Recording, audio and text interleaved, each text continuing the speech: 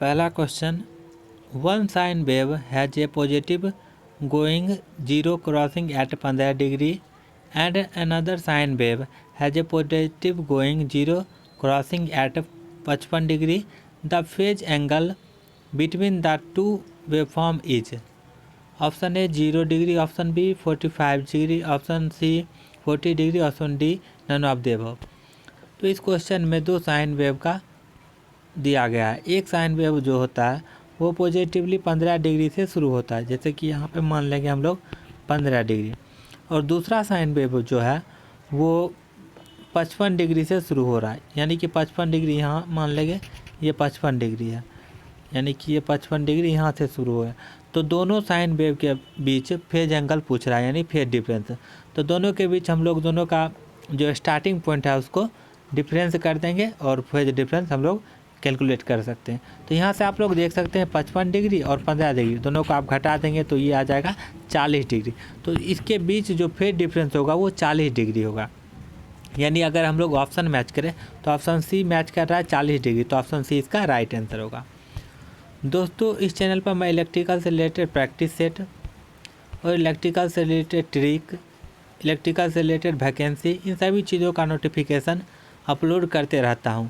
तो आप अगर अभी तक इस चैनल पर नए हो तो चैनल को सब्सक्राइब कर लेना और बेल आइकन को प्रेस कर देना, ताकि आने वाले नए ट्रिक या प्रैक्टिस सेट या नए वैकेंसी का नोटिफिकेशन आप तक सबसे पहले पहुंच जाए। और दोस्तों, आपसे एक सबसे बड़ी रिक्वेस्ट है कि आप वीडियो को लाइक कीजिए या नहीं कीजिए, वीडियो को आप लास्ट तक देखिएगा और आप अपना स्कोर कमेंट बॉक्स में लिखिएगा। और आप डेली एक एक प्रैक्टिस सेट लगाइए और डेली उसका स्कोर देखिए कि आप किस टॉपिक में कमज़ोर है, उस टॉपिक को अच्छे से तैयारी कीजिए और आप अपना स्कोर इस प्रकार बढ़ा सकते हैं। तो आप दोस्तों वीडियो को लास्ट तक ज़रूर देखिएगा। चलिए नेक्स्ट क्वेश्चन देखते हैं। नेक्स्ट क्वेश्चन है, if the peak of a sine wave is 13 volt, the peak to peak value is. Option A है 6.5 वोल्ट, ऑप्शन बी है 13 वोल्ट, ऑप्शन सी है 26 वोल्ट, ऑप्शन डी है नन ऑफ द अबव। तो ये भी बहुत ही simple question है, बस आपको जानकारी होना चाहिए। ये एक साइन वेव है, ये जो ऊपर में पॉजिटिव पीक वेव है यानी कि Vm है, और ये निगेटिव में माइनस Vm इसका निगेटिव पीक वैल्यू है। तो इसका पीक टू पीक वैल्यू यानी पीक ऊपर में पीक यहाँ से यहाँ तक और नीचे में पीक यहाँ से पीक वैल्यू जो होगा दोनों पीक वैल्यू का यानी पॉजिटिव पीक वैल्यू का दोगुना होगा। तो दोनों इसके वैल्यू को हम लोग मैक्सिमम वैल्यू को दोगुना कर देंगे तो हम लोग को पीक टू पीक वैल्यू प्राप्त हो जाएगा। तो यहाँ पे आप देख सकते हैं पीक वैल्यू यानी कि जिसको हम लोग Vm से डिनोट करते हैं, Vm इक्वल टू 13 वोल्ट दिया हुआ है। तो पीक वोल्ट यानी पीक टू पीक वोल्टेज जो होगा 2 Vm हो जाएगा, यानी 2 गुना 13 यानी कि 26 वोल्ट। तो ऑप्शन हम लोग अगर मैच करें तो ऑप्शन सी मैच कर रहा है, यानी कि इसका जो राइट आंसर होगा ऑप्शन सी होगा 26 वोल्ट। ये भी सिंपल सा क्वेश्चन था। नेक्स्ट क्वेश्चन है, periodic is categorized by a repetition at fix time interval. Option A है ट्रू, ऑप्शन बी है फॉल्स। तो ये दोस्तों सही और गलत वाला क्वेश्चन है। तो इसमें एक पीरियोडिक वेव है तो उसको कैसे हम लोग कैटेगराइज करते हैं। तो ये जो होता है कि फिक्स इंटरवल टाइम के बाद रिपीट होता है, जैसा कि आप लोग देख सकते हैं फिगर में, ये एक साइन वेव है। तो इसका जो एक टाइम पीरियड होगा, एक फिक्स टाइम पीरियड के बाद ये अपने शेप को रिपीट करता है। तो ये एक सही बात है, यानी कि आप लोग हम देखेंगे question, the periodic is the categorize by repetition at fix time interval. तो ये जो सही बात है यानी ऑप्शन ए इसका राइट आंसर होगा ट्रू। नेक्स्ट क्वेश्चन है, when A sine wave has frequency of 100 hertz in 12 second etch goes through. Option A है 1/100 साइकिल, ऑप्शन बी है 12 साइकिल, ऑप्शन सी है 120 साइकिल, ऑप्शन डी है 1200 cycle.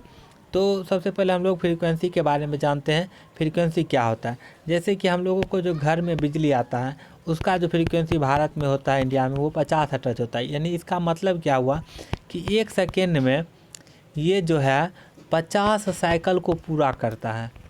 अब मैं इसको आपको फिगर के द्वारा बता देता हूँ। जैसा कि ये 1 साइकिल हो गया, इस तरह से ये 50 साइकिल यानी 1 सेकेंड में ये 50 साइकिल, यानी फ्रीक्वेंसी जो होता है पर सेकेंड नंबर ऑफ साइकिल होता है।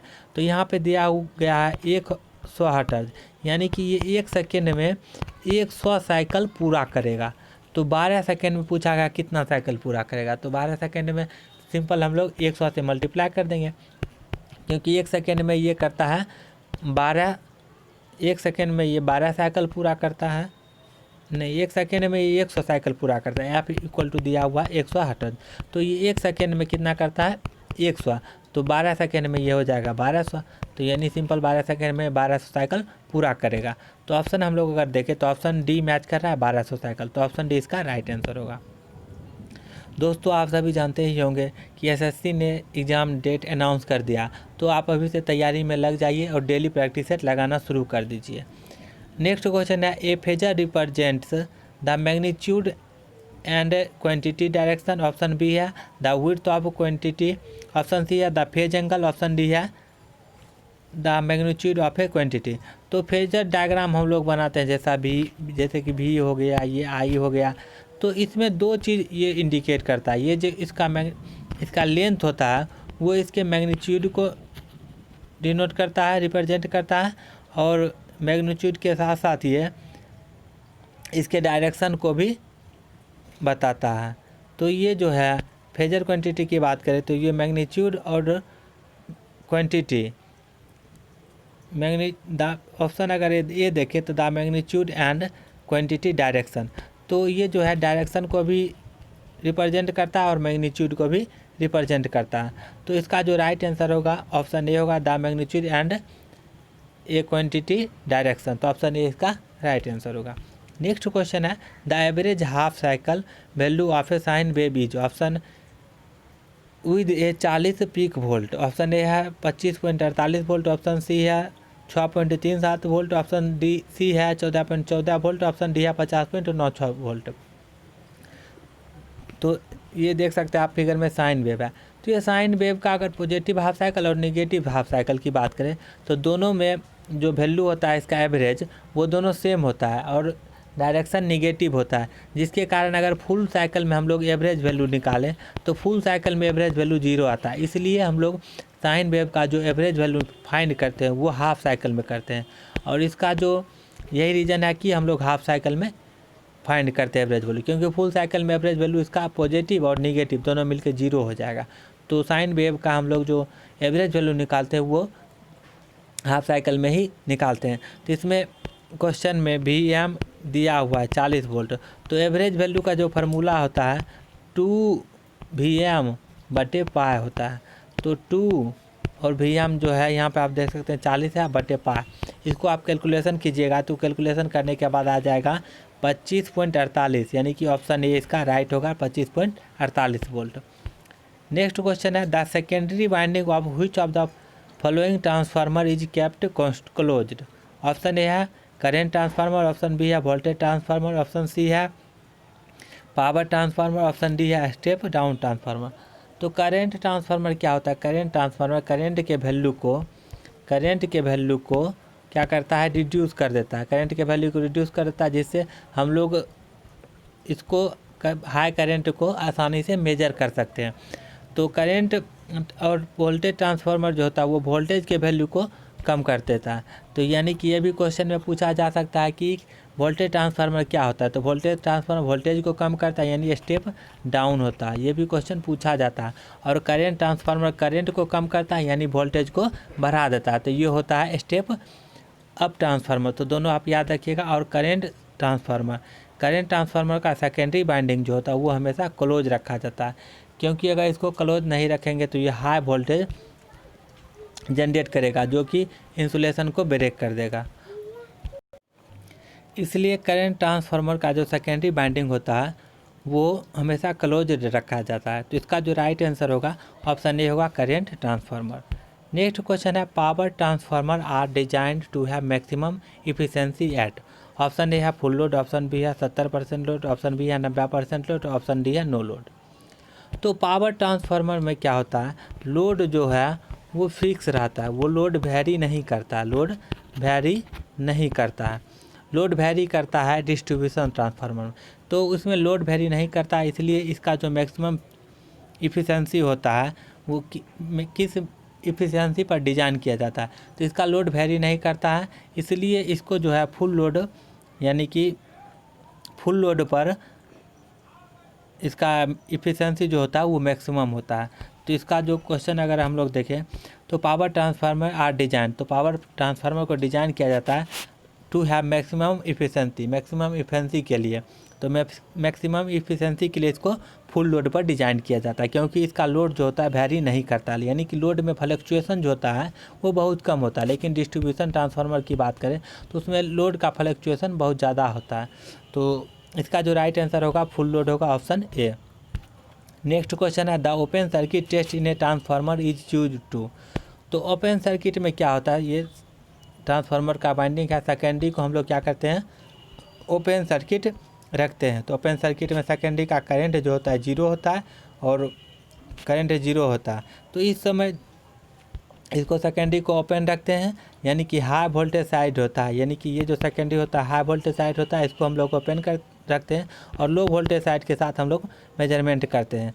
तो इसमें क्या होता है ओपन सर्किट के द्वारा हम लोग कोर लॉस को मेजर करते हैं। तो ओपन सर्किट के द्वारा हम लोग कोर लॉस मेजर करते हैं, तो ऑप्शन डी इसका राइट आंसर होगा। अगर वही शॉर्ट सर्किट की बात करें तो शॉर्ट सर्किट में हम लोग कॉपर लॉस डिटरमाइन करते हैं। तो ओपन सर्किट में हम लोग कोर लॉस याद करते हैं, तो ऑप्शन डी इसका राइट आंसर होगा। नेक्स्ट क्वेश्चन है lamination of transformer core is made up of. Option A है कास्ट आयरन, ऑप्शन बी है सिलिकॉन स्टील, ऑप्शन सी है एल्युमिनियम, ऑप्शन डी है कास्ट स्टील। तो लेमिनेशन जो होता है ट्रांसफार्मर का, ये जो कोर होता है ये बहुत सारे लेमिनेशन से मिलकर बने होते हैं। तो ये जो लेमिनेशन बना होता है ये बना होता है सिलिकॉन स्टील का। सिलिकॉन स्टील का परमेबिलिटी जो होता है वो बहुत हाई होता है, जिसके कारण इसमें हिस्टेरिसिस लॉस जो होता है वो कम होता है। तो इसका परमेबिलिटी हाई होता है जिसके कारण हिस्टेरिसिस लॉस कम होता है। तो इसका जो लेमिनेशन बना होता है वो सिलिकॉन स्टील का बना होता है। और इससे रिलेटेड आपको एक बात याद रखना है कि लेमिनेशन क्यों यूज किया जाता है। तो लेमिनेशन जो होता है वो ईडी करंट को रिड्यूस करने के लिए यूज किया जाता है, तो ये भी बात आपको याद रखना है। नेक्स्ट क्वेश्चन है breather is provided in transformer 2। Option A है absorb moisture of air during breathing, option B है provide cold air in the transformer, option C है the filter of transformer oil, option D है none of the above.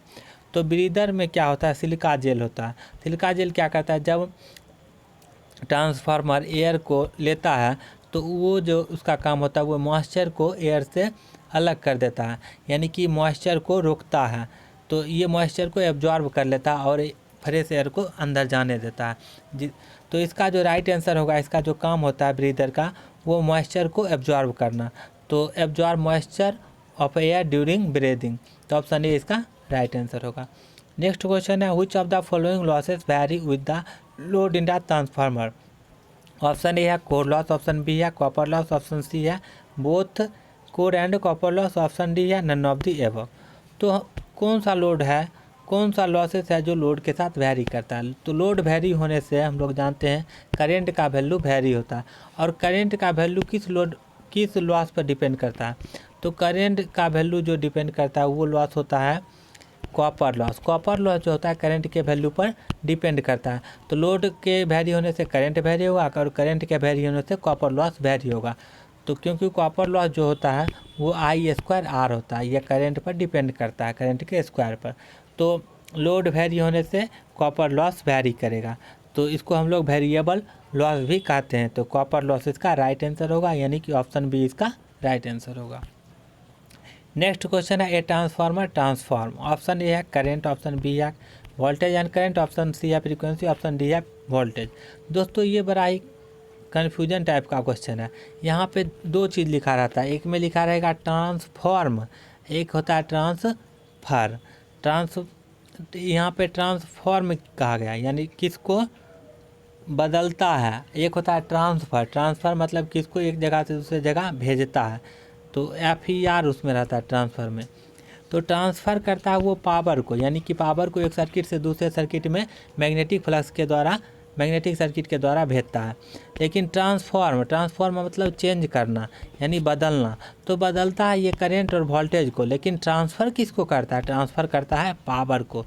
तो अच्छा से आप समझ लीजिएगा ट्रांसफ़र मतलब किसको भेजता है, तो भेजता है पावर को ट्रांसफॉर्म मतलब चेंज किसको करता है, तो चेंज वोल्टेज को करता है और करंट को करता है। तो इसमें पूछा गया है ट्रांसफॉर्म यानी किसको चेंज करता है, तो वो करंट को चेंज करता है और वोल्टेज को चेंज करता है। तो इसका जो राइट आंसर होगा ऑप्शन बी होगा, voltage and current. Next question, transformer core are laminated in order to, option A है reduce hysteresis loss, option B है reduce hysteresis and eddy current loss, option C है minimise eddy current loss, option D है copper loss. तो इससे पहले question में भी मैं बताया था कि लेमिनेशन क्यों यूज किया जाता है। तो लेमिनेशन जो यूज किया जाता है वो ईडी करंट लॉस को मिनिमाइज करने के लिए किया जाता है, क्योंकि इसका रेसिस्टेंस जो होता है वो हाई होता है, जिसके कारण ईडी करंट लॉस कम होता है। तो ऑप्शन सी इसका राइट आंसर होगा। लेकिन अगर सिलिकॉन स्टील की बात करें तो सिलिकॉन स्टील जो होगा वो हिस्टेरेसिस लॉस को कम करने के लिए, लेकिन इसमें क्वेश्चन में पूछा गया है लेमिनेशन, तो लेमिनेशन तो इसका जो राइट आंसर होगा मिनिमाइज ईडी करंट लॉस, तो ऑप्शन सी इसका राइट आंसर होगा। नेक्स्ट क्वेश्चन है the essential condition for parallel operation of two single phase transformer is that they should have the same, option A है KVA rating, option B है turn ratio, option C है polarity, option D है both 2 और 3। तो दो transformer है उसको parallel में कनेक्ट करने के लिए क्या कंडीशन ज़रूरी होता है, तो उसका कंडीशन जो होता है टर्न रेशियो बराबर होना चाहिए और पोलैरिटी ये दोनों बराबर होना चाहिए, और बहुत सारे कंडीशन है लेकिन इसको ऑप्शन के अनुसार ये दोनों ज़रूरी होते हैं। तो टर्न रेशियो और पोलैरिटी दोनों ज़रूरी होता है। टर्न रेशियो बराबर होने से दोनों में जो ईएमएफ इंड्यूस होगा वो बराबर होगा, यानी कि इसमें जो सर्कुलेटिंग करंट होगा वो फ्लो नहीं करेगा अगर लोड नहीं रहेगा तो। लेकिन अगर इसका टर्न रेशियो अलग अलग रहेगा तो लोड नहीं रहने पर इसमें एक सर्कुलेटिंग करंट, जिसको लोकल पाथ करंट भी कहते हैं, वो फ्लो करने लगेगा। तो इसका यही इसलिए ये जो इसका टर्न रेशियो होना चाहिए वो बराबर होता है। और पोलैरिटी इसलिए बराबर होना चाहिए कि अगर पोलैरिटी बराबर नहीं होगा तो ये शॉर्ट सर्किट हो जाएगा, और शॉर्ट सर्किट में हाई करंट फ्लो होगा तो ये इंसुलेशन को डैमेज कर सकता है और ट्रांसफार्मर को भी डैमेज कर सकता है। तो ये दोनों कंडीशन जो होता है बहुत ज़रूरी होता है। तो इसका जो राइट आंसर होगा ऑप्शन डी होगा, बोथ 2 और 3, तो ऑप्शन डी इसका राइट आंसर होगा। नेक्स्ट क्वेश्चन है a transformer has negative voltage regulation when its load power factor is, option A है लैगिंग, ऑप्शन बी है लीडिंग, ऑप्शन सी है यूनिटी, ऑप्शन डी है नन ऑफ देम। तो इसको आप फेजर डायग्राम से भी समझ सकते हैं। तो इसका जो ट्रांसफार्मर में वोल्टेज रेगुलेशन निगेटिव जो होता है वो लीडिंग पे होता है, लीडिंग पावर फैक्टर पे, आपको याद रख लीजिएगा। और पॉजिटिव जो होता है वो यूनिटी पे भी हो सकता है और लैगिंग पे, लेकिन लीडिंग के कंडीशन में निगेटिव होता है।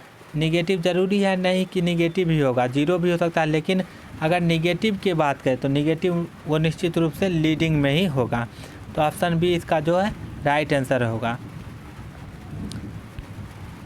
नेक्स्ट क्वेश्चन है the main purpose of a performing short circuit test. तो इससे पहले भी क्वेश्चन में मैं बताया कि शॉर्ट सर्किट जो टेस्ट किया जाता है वो किसके लिए किया जाता है, और ओपन सर्किट जो है वो किसके लिए किया जाता है। तो ओपन सर्किट जो किया जाता है वो कोर लॉस के लिए, और शॉर्ट सर्किट जो किया जाता है वो कॉपर लॉस के लिए। तो इसका जो राइट आंसर होगा ऑप्शन ए होगा, कॉपर लॉस। तो दोस्तों ये लास्ट क्वेश्चन था। वीडियो आपको कैसा लगा? अगर वीडियो अच्छा लगा तो वीडियो को लाइक कर दीजिएगा, और हो सके तो अपने दोस्तों के साथ शेयर कर दीजिएगा। और दोस्तों आप अभी तक अगर इस चैनल पर नए हो तो चैनल को सब्सक्राइब कर लेना और बेल आइकन को प्रेस कर देना। और लास्ट तक वीडियो देखने के लिए धन्यवाद। तो इस चैनल पर मैं इलेक्ट्रिकल से रिलेटेड प्रैक्टिस सेट, इलेक्ट्रिकल से रिलेटेड वैकेंसी, और मैंने बहुत सारे ट्रिक भी जो इलेक्ट्रिकल जेईई एग्ज़ाम के लिए बहुत महत्वपूर्ण होंगे, मैंने बहुत सारे ट्रिक इस चैनल पर अपलोड कर दिए हैं। तो आप प्ले लिस्ट में जाकर ट्रिक वाला वीडियो देख सकते हैं, वो भी आपके लिए काफ़ी महत्वपूर्ण होगा। और आप मुझे इंस्टाग्राम पर भी फॉलो कर सकते हैं, और इंस्टाग्राम को जो आईडी है आप यहाँ देख सकते हैं, #इलेक्ट्रिकल जूनियर इंजीनियर। तो आज से आप डेली प्रैक्टिस सेट लगाना शुरू कर दीजिए, क्योंकि आप जानते हैं लॉकडाउन ख़त्म होने के बाद एग्ज़ाम आपका स्टार्ट होगा, तो आप डेली प्रैक्टिस सेट लगाना शुरू कर दीजिए। तो आज के वीडियो में बस इतना ही, फिर मिलेंगे अगले वीडियो में, तब तक के लिए धन्यवाद।